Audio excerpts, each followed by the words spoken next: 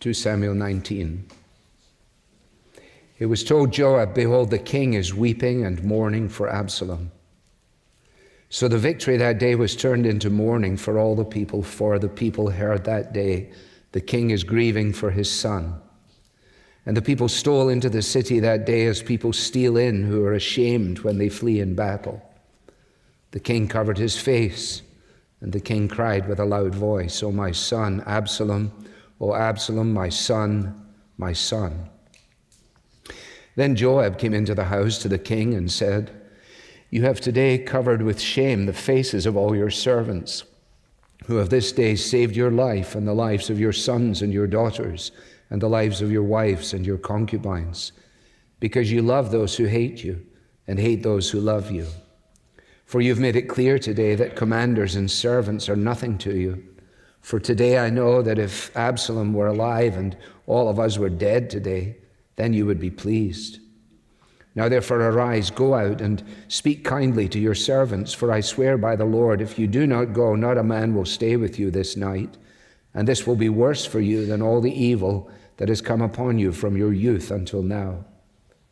Then the king arose and took his seat in the gate, and the people were all told, "Behold, the king is sitting in the gate." And all the people came before the king. Now Israel had fled every man to his own home, and all the people were arguing throughout all the tribes of Israel, saying, "The king delivered us from the hand of our enemies and saved us from the hand of the Philistines, and now he has fled out of the land from Absalom. But Absalom, whom we anointed over us, is dead in battle. Now therefore, why do you say nothing about bringing the king back?" And King David sent this message to Zadok and Abiathar the priests, "Say to the elders of Judah, why should you be the last to bring the king back to his house, when the word of all Israel has come to the king? You are my brothers, you are my bone and my flesh. Why then should you be the last to bring back the king? And say to Amasa, are you not my bone and my flesh? God do so to me and more also, if you are not commander of my army from now on in place of Joab." And he swayed the heart of all the men of Judah as one man, so that they sent word to the king, "Return both you and all your servants." So the king came back to the Jordan, and Judah came to Gilgal to meet the king and to bring the king over the Jordan. And Shimei, son of Gera, the Benjaminite from Bahurim, hurried to come down with the men of Judah to meet King David. And with him were 1,000 men from Benjamin. And Ziba, the servant of the house of Saul, with his 15 sons and his 20 servants, rushed down to the Jordan before the king. And they crossed the ford to bring over the king's household and to do his pleasure. And Shimei, son of Gera, fell down before the king as he was about to cross the Jordan, and said to the king, "Let not my lord hold me guilty, or remember how your servant did wrong on the day my lord the king left Jerusalem. Do not let the king take it to heart. For your servant knows that I have sinned. Therefore, behold, I have come this day, the first of all the house of Joseph, to come down to meet my lord the king." Abishai, the son of Zeruiah, answered, "Shall not Shimei be put to death for this? Because he cursed the Lord's anointed." But David said, "What have I to do with you, you sons of Zeruiah, that you should this day be as an adversary to me? Shall anyone be put to death in Israel this day? For do I not know that I am this day king over Israel?" And the king said to Shimei, "You shall not die." And the king gave him his oath. And Mephibosheth, the son of Saul, came down to meet the king. He had neither taken care of his feet, nor trimmed his beard, nor washed his clothes, from the day the king departed until the day he came back in safety. And when he came to Jerusalem to meet the king said to him, "Why did you not go with me, Mephibosheth?"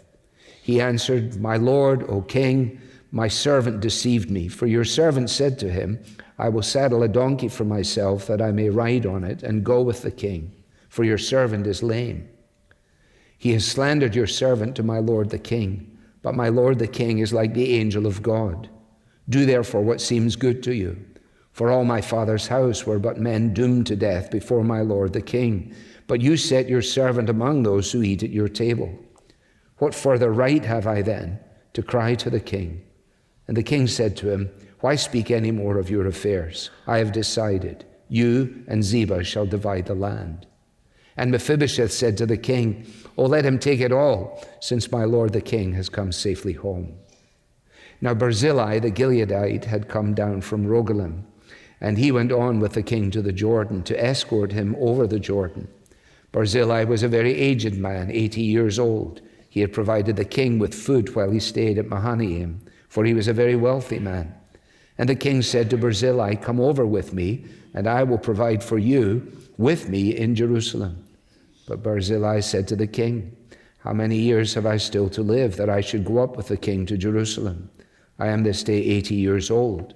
Can I discern what is pleasant and what is not? Can your servant taste what he eats or what he drinks? Can I still listen to the voice of singing men and singing women? Why then should your servant be an added burden to my lord the king? Your servant will go a little way over the Jordan with the king. Why should the king repay me with such a reward? Please let your servant return, that I may die in my own city near the grave of my father and my mother. But here is your servant Chimham. Let him go over with my lord the king, and do for him whatever seems good to you. And the king answered, Chimham shall go over with me, and I will do for him whatever seems good to you, and all that you desire of me I will do for you. Then all the people went over the Jordan, and the king went over. And the king kissed Barzillai and blessed him, and he returned to his own home. The king went on to Gilgal, and Chimham went on with him. All the people of Judah, and also half the people of Israel, brought the king on his way. Then all the men of Israel came to the king and said to the king, Why have our brothers, the men of Judah, stolen you away and brought the king and his household over the Jordan, and all David's men with him? All the men of Judah answered the men of Israel, Because the king is our close relative.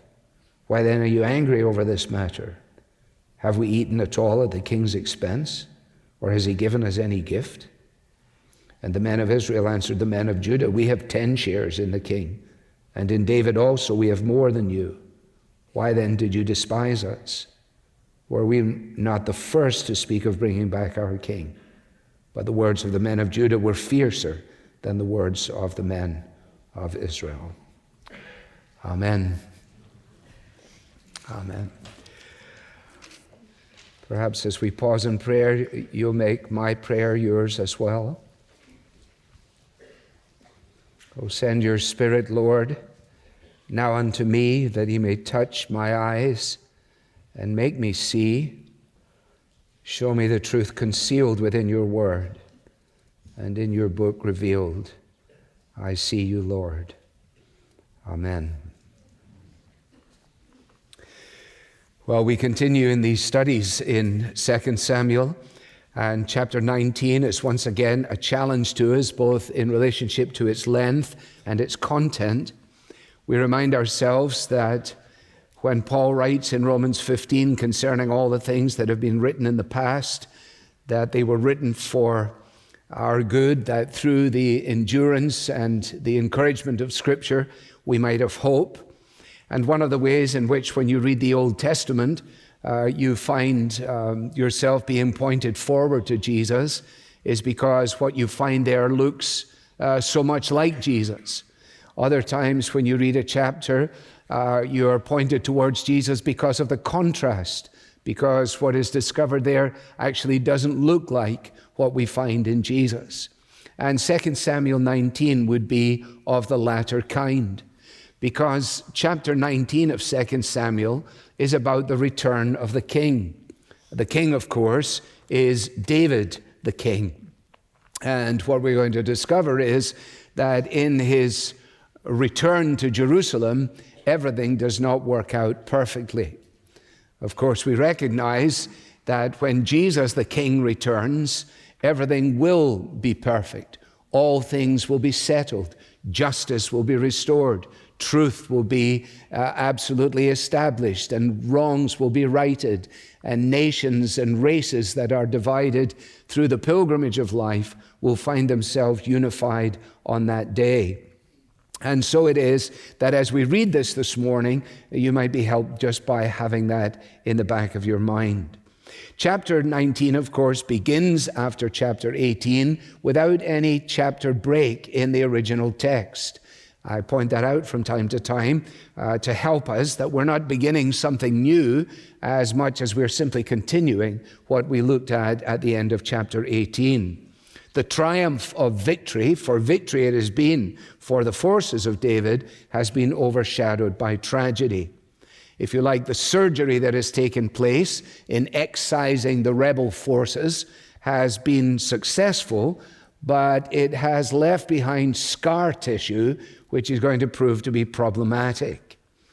Or to think of David being reinstated and with his crown being put back on his head, as it were, metaphorically, it still glistens in the sun, but not with the same splendor that was there at the beginning of his kingdom. It is now tarnished, and life is going to go on, but it will not go on ever in the same way. Now, it is in light of that we are going to try and summarize, or at least make an attempt at these 43 verses, by first of all acknowledging that the king is grieving, secondly, recognizing that the people are arguing, and then thirdly, recognizing that 3 lives identified for us are changing. So first of all then, in verses 1 to 8, it was told Joab, behold, the king is weeping and mourning. Well, of course, this is understandable. Death brings great sadness. We have seen David in the face of death since we began following his story. We saw what happened at the death of Saul and Jonathan, his son, when David penned a quite remarkable elegy. When Abner was killed, David pens a brief elegy and disclaims any responsibility for what happened to him. When the child of Bathsheba dies, David is speaking of how the child will not return to me, but I will go to him. And he is confronted there by his own mortality. When Amnon is killed, remember Absalom kills his brother Amnon because of what had happened. When that happens, David's response is anger.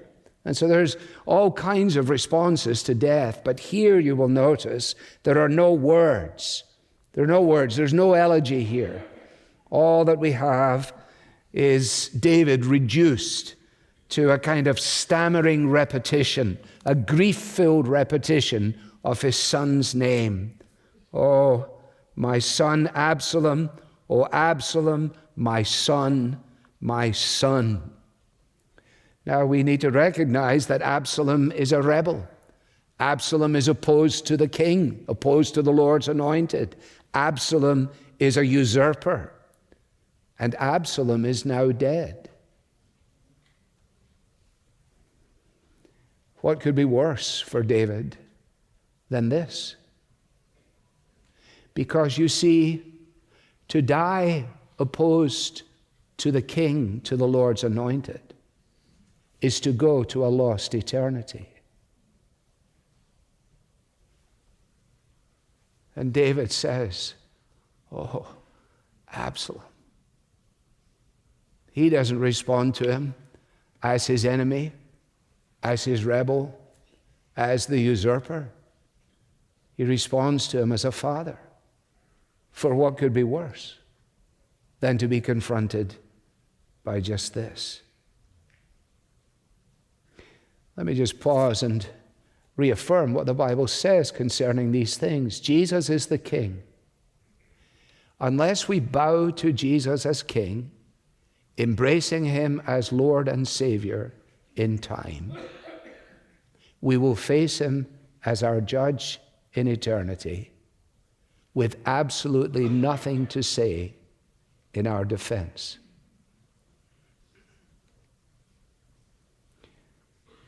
The prevailing sentiment at this point in Western culture is that whatever death means, all bets are off. Death is the great equalizer. No matter the distinctions that have existed in time, social status and so on, everything will be eradicated, including whatever our response was to the message of the gospel. Do not believe that. It is a lie that will take you down to hell. if you believe it. Oh, Absalom, my son, my son. Now, leaders lead, and the flavor of his response to this great tragedy bleeds into the community and causes the people to adopt the same posture, so that in verse 3, the people, we're told, stole into the city as people steal in who are ashamed when they flee in battle, but they had won the battle. So why would they respond in this way? Why, instead of chants of victory, is there a silence more fitting to defeat? Well, because David has covered his face. He's none prepared to look out on things. He can't see what's really going on. He has been wailing so loudly that he can't really hear what's going on. And as we see at the beginning of the chapter, Joab has been told. And Joab realizes that somebody needs to intervene. And of course, Joab, being the person that we've discovered him to be, finds it relatively easy to go and confront the king and rebuke him. And you have his statement as it comes there from verse 4b and into 5. Joab came into the house of the king. Now, I'll leave you to read it on your own. But essentially, what the text tells us is this, if we paraphrase it. Joab goes to David and he says to him, listen, there's one thing for you to cover your face, but you've covered something else. And that is that you have covered your people with shame. The people who risked their lives for you, the people who were out there in that battle, who have come back expecting a victory parade, and instead, what have they received? David, this is not right. If you show such affection to Absalom, your son, who actually was your enemy, then you create the impression that you're turning your friends into your enemies and your enemies into your friends. And I'm going to tell you, he says, you're sending a message out to your commanders and to the leaders of the troops that they don't even matter to you.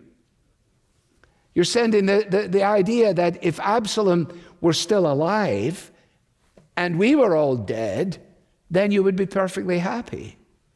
And clearly what he's doing is he's exaggerating here in order to waken, as it were, David out of this great sadness. If you fail in this, he says, when you waken up in the morning, you won't even have an army. And things will be worse than anything that you've ever known right up until now throughout your entire life. Wow. So what happened? Well, the king arose and took his seat in the gate. And the people were told, the king is in the gate. In other words, we're back in business with David as the king, and all the people came before the king. That gate, of course, has appeared more than once, most recently perhaps in chapter 15, when Absalom takes his place in the gate, at the entry to the gate, so that he can meet the people, so that he can say to the people, you know, David, who knows what he'll do for you, but if you stick with me, things will be much better. Remember that great political posture that he takes. He was in the gate. Well, he was in the gate with a big story. Then he was hanging in a tree with no story. And then he was buried under a pile of stones. Oh, Absalom. Well, the people now are in a different position. They had all heard what David had said to the commanders, deal gently with Absalom. That hadn't happened. They had heard that David was grieving, and they began to mourn with him. They heard that he was back in the gate, and so they all came before the king. I just watched part of a documentary, I think it was, on the death of Lady Diana. And I was struck by the fact that leadership brings both privileges and burdens. Because in the death of Lady Diana, Her Majesty the Queen was at Balmoral in Scotland. And the response of the nation was, why doesn't she come down here and grieve with the rest of us? They had no way of knowing whether she was grieving or not, but that was the position. And I thought to myself, you know, there is no place to hide from that kind of scrutiny. The people will always know what the duty of the leader is. And David was unable to bear either the burden or the privilege in this situation. I guess that's one of the reasons that tonight when we come together to pray, we will pray for those who are in authority over us. We will pray for the leaders of our nation. We will pray for those who are entrusted with privileges and responsibilities and burdens that most of us will never actually experience. But of course, that won't stop us from having our opinions and claiming that we know. Now, halfway through verse 8, the scene switches. The sad picture fades, and up onto the screen comes the broader picture of what's happening throughout the land. And all the people, verse 9, were arguing. They've scattered in confusion. So from the king is grieving to the people were arguing. Now, I'm going to ask you to try and follow me in this, because I want to gather under that heading all the people were arguing, verses 9 to 15, and then verses 40 to 43. If you miss this, you won't miss the big picture, and this will be sufficient to find yourself walking out the door saying, I really need to read that again. Then I will have achieved two objectives in the process. All right? What we have in these two sections, 9 to 15 and 40 to 43, are bookends of what is actually happening in the wider world, both amongst the northern tribes of Israel and also Judah as well. When we get to chapter 20, if we ever do, we will discover there the eruption of a civil war. And unless we understand these sections in 19, then we will find ourselves saying, well, I thought David won. I thought they were all home. I know he was sad for a while, but what's going on here? Well, the storyteller, the narrator, is preparing us for what is about to happen. And so, in light of that, the function of these passages is to make that clear to us. So, verses 9 and following to verse 15. Let me try quickly to summarize it for us. Absalom, as we know, had stolen the hearts of the people. They had followed him, but he's now dead. And so in verses 9 and 10, they're in a quandary. They're in a quandary because they had rejected the true king. They had gone with the potential king. He was gone. And therefore, a number of them were saying, it's time to reverse our decision. We've got nothing here now. That was a futile exercise. Let's get back to the one who is the true king. And clearly some people were challenging that as well.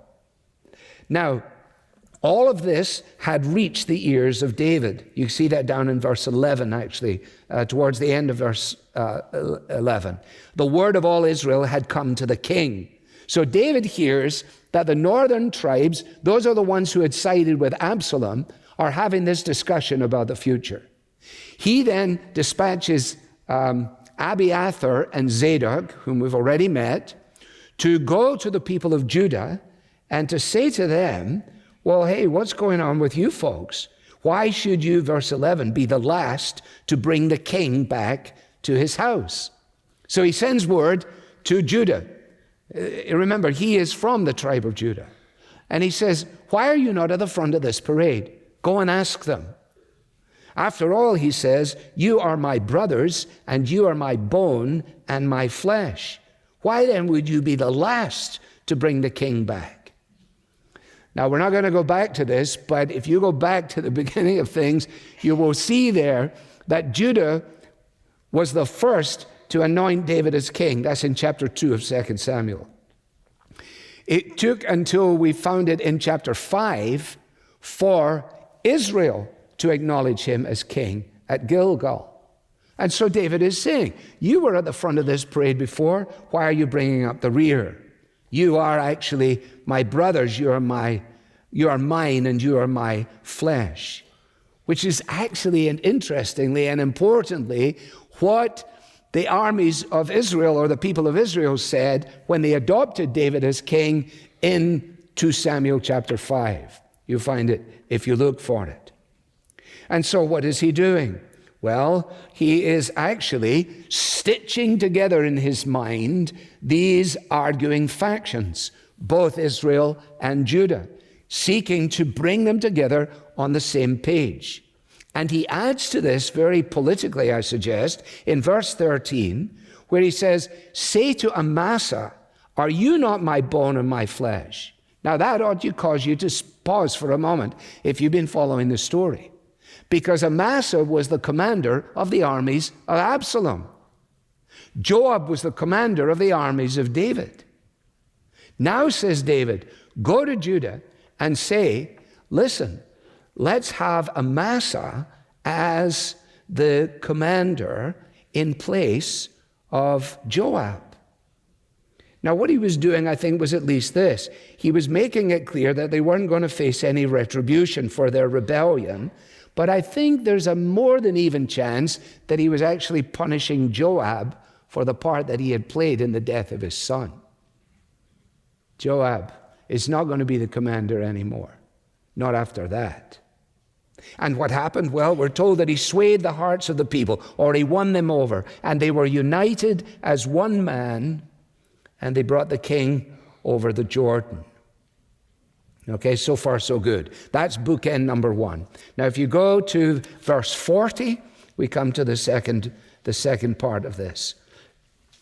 The king went on to Gilgal. Chimham, to whom we'll come in a moment, went on with him.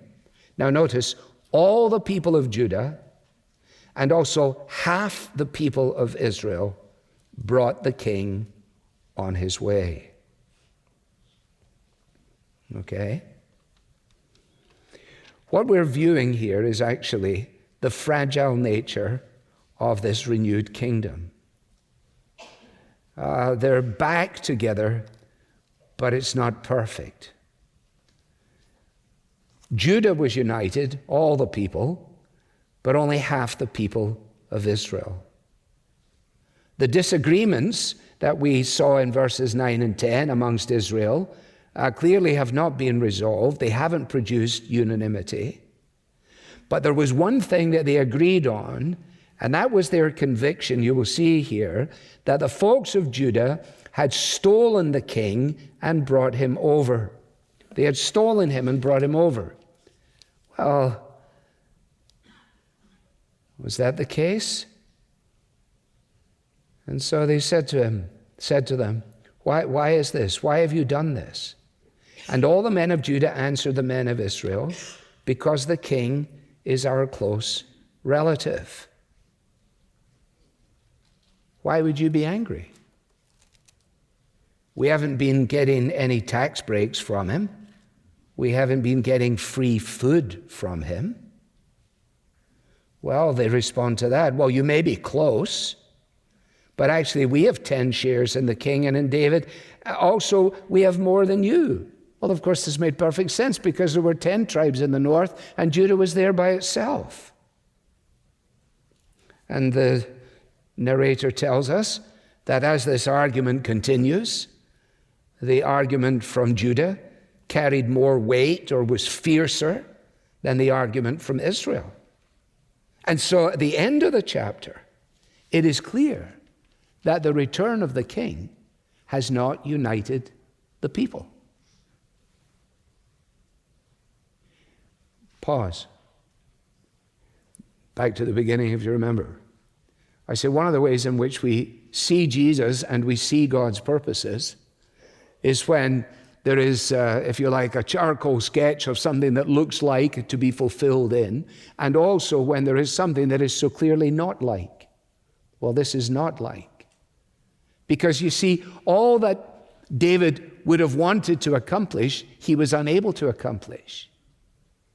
In fact, every endeavor, all the way through to the United Nations of our world today, that seeks to bring about peace, tranquility, unanimity, oneness, a one world order, a unanimity of everything. Every endeavor to that end, no matter how good, no matter how admirable in places, is destined to defeat. Only when King Jesus returns will that which David desired be accomplished. Only when the king returns. Now, unless you believe that God will bring to completion all that he has begun, that he will fulfill his purposes, then golly, you must be having a really hard time right now trying to make sense of life in the Western world. It must be really tough to sit on your couch and watch the demise of Western civilization and say to yourself, I don't know how we're going to fix this. There's only one fix: in the gospel, in the King. And earthly kings cannot achieve that which is only achieved in and through Jesus as the true King. Now, those are the bookends. We have to come back to the final point, which is 3 lives were changing. To which you say, and I hope they were changing quite quickly. Well, we're about to see. 16 to 23, Shimei, he appeals for clemency. Well, so I'll tell you what the points are in case we never get there. Shimei appeals for clemency. Mephibosheth displays his loyalty. And Barzillai confronts his mortality. You say, well, that's a complete sermon. You're right. But here we go. Summary. Shimei, you haven't forgotten Shimei, I hope. He made quite a striking impact on us back in chapter 16. He is the cursing, stone-throwing, dust-flinging character who was dramatically opposed to King David as he made his sorry exit from Jerusalem. Remember, there he was on one side of the road shouting over, oh, you bad act, you destroyer of the kings of Israel, you opponent of Saul, and so on. It's such a picture as he made his way out. And he's back. Shimei is back. He's not alone. He's got 1,000 with him of the tribe of Benjamin, that's Saul's tribe. He's got Ziba, whom we've also seen, and to which we'll come in a moment. And there they are, and they're on a mission to get on the winning side. He's now concerned that his hostility would be vanquished and that he would be met with forgiveness. And so he appeals on that basis for clemency. In verse 19, he said to the king, let my lord not hold me guilty, or remember how your servant did wrong on the day my lord the king left for Jerusalem. It was really crazy. Why would he even mention it? How could David forget it? He's got a vivid picture in his mind of this fellow throwing big lumps of earth at him. Do not let the king take it to heart. Easy for you to suggest. For your servant knows that I have sinned. And the reason I'm here today, and I'm first of all the house of Joseph to come down and meet my lord the king. I haven't wasted any time coming to see you, king. No, I'm first, you will notice.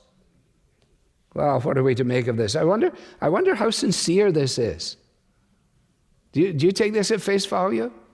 I don't know. It's certainly strategic. It's convenient. When the wind was blowing in another direction, he was throwing clods of dirt. Now the wind is blowing in the other direction. He's not throwing dirt, he's throwing himself. He's throwing himself at the feet of the king because apparently the wind now in changing direction has blown a conscience into the heart of Shimei.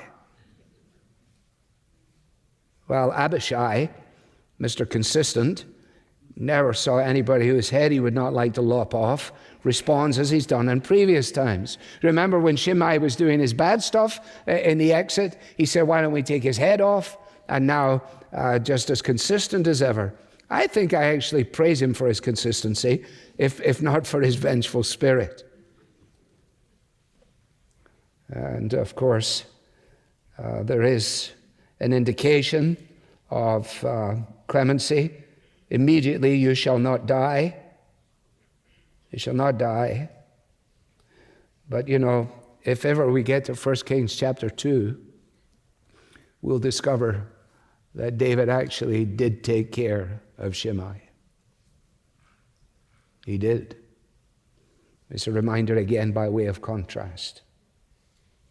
In other words, you could beg for clemency before King David and not get it. All who beg for clemency before King Jesus will receive it. So you say to yourself, well, my life has been one of cursing Jesus. I've been on the other side of the street. I've had no interest in him at all. Are you actually telling me that if I come to him and acknowledge that I have sinned, that I was in the wrong, that I made the wrong decisions, that he will grant to me forgiveness? Absolutely, 100% promised. Look at the cross of Christ and see there the expression of forgiveness. That's Shimei in an appeal for clemency. Mephibosheth in declaring his loyalty. And Mephibosheth, the son of Saul, came down to meet the king. And he was a pretty picture, as you will see. Now we got to remember that we've been introduced to him by Ziba back in chapter 16. And on that occasion, Ziba had painted a picture of Mephibosheth as staying home and out of the support of David because, said Ziba, he is keen to see Absalom succeed so that the kingdom of Saul will prevail. That's what Ziba told David. And if you remember, David made a kind of knee-jerk reaction to that, and he said, everything that I gave to Mephibosheth, I'm now giving to you, Ziba. And we read that and we said, wow, that's quite a reaction. Now here we are with the other side of the story, because Mephibosheth now has returned to the king. And he comes looking like somebody who has, if you like, gone on a hunger strike in order to express his solidarity. He hasn't. His toenails are long and presumably dirty.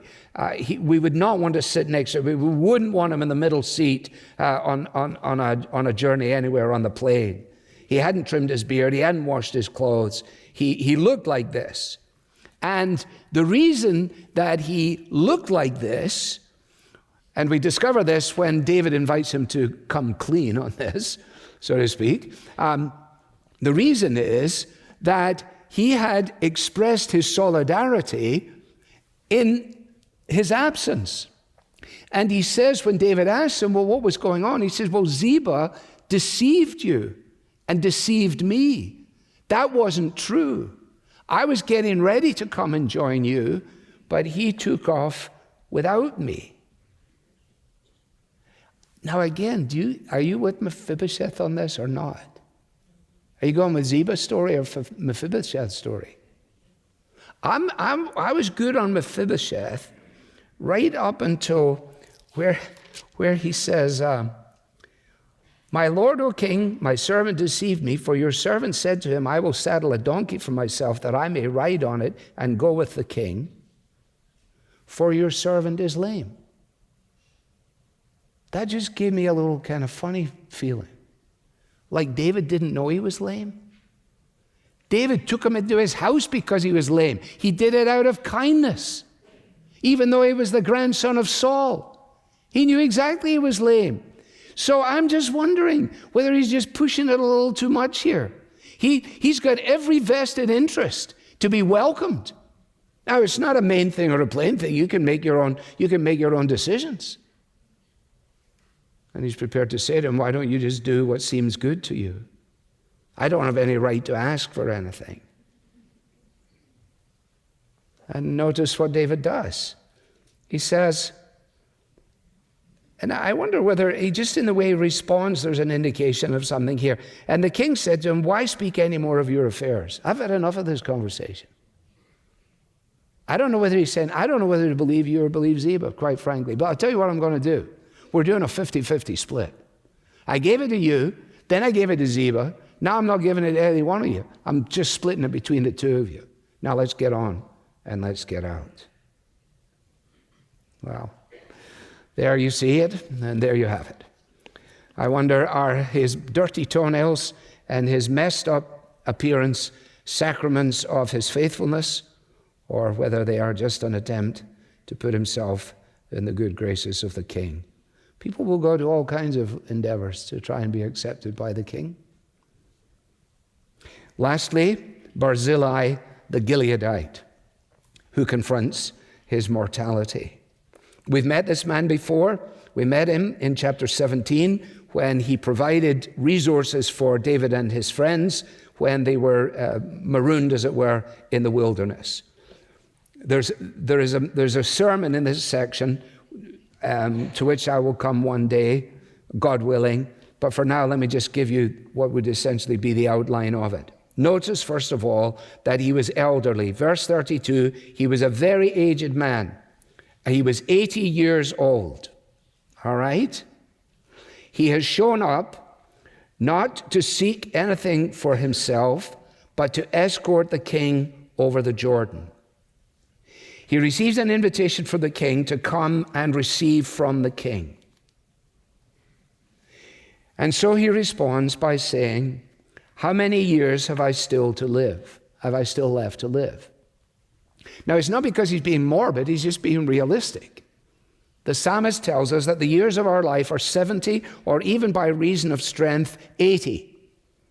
I haven't spoken with any people in the insurance industry for a while, the geniuses that do the actuarial work, but I have a sneaking suspicion that despite the ability for people to live a little longer, I wouldn't be at all surprised if the way in which they do their calculations comes really, really close to what the Bible has to say. That by and large, when you take the mean, when you average it all out, you're going to find yourself right where the Bible says.